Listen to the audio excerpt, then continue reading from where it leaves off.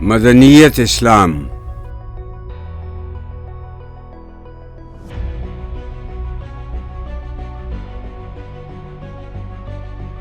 بتاؤں تجھ کو مسلمان کی زندگی کیا ہے؟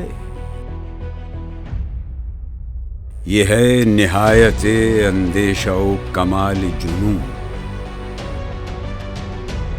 طلوع ہے صفت آفتاب اس کا غروب، یگانہ اور مثال زمانہ گوناگوں. نہ اس میں عصر رواں کی حیا سے بیزاری،